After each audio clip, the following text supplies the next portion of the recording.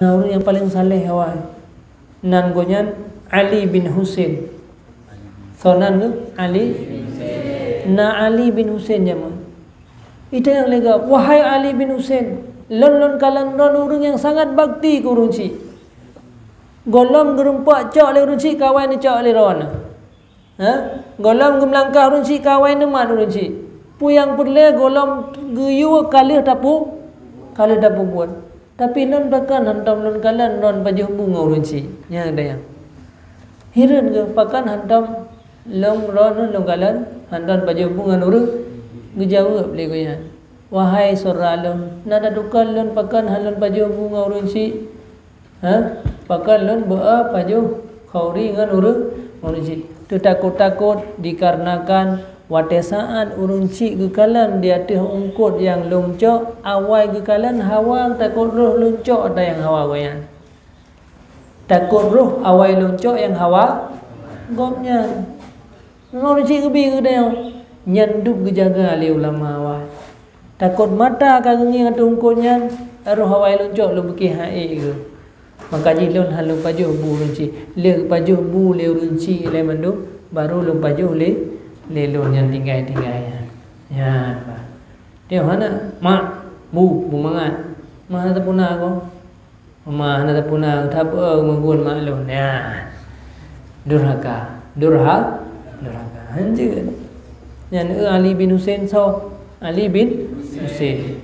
hana gerempak dia runci yang besar kan yang kedua yang perleje kan yang taat yang hana durhaka yang kedua.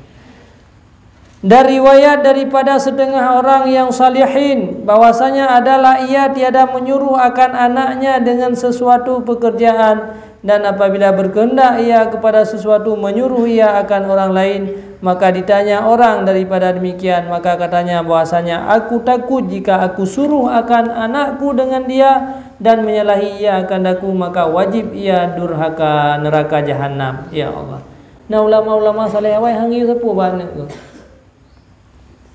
wadai perle berang apu ba perle ngayu tayang le urang hai pakan yu tapu ba ana pakan yu ba urang la lain lon halon yu ba ana long sesuatu tu takut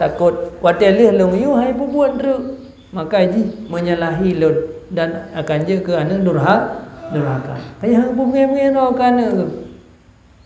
ide yu tiap uro bunge urang ci ide yu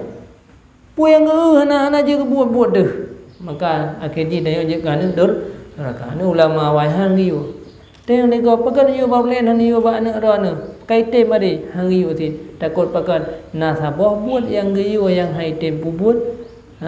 maka akhirnya durhaka pulang yu jauh dia han tem ja yang gero ada buat hari-hari duniawi mentang han dapu buat menyalahi orang ci je kedur durhaka pulang terus daya kan nada mulang santai gero tu teuro tu tenak mak gom bo aju janji yang galak nyan ngan daya durhaka ngan ulunci durhaka nya dua roh durhakanya nyan neraka jahanam putra nabi neraka jahanam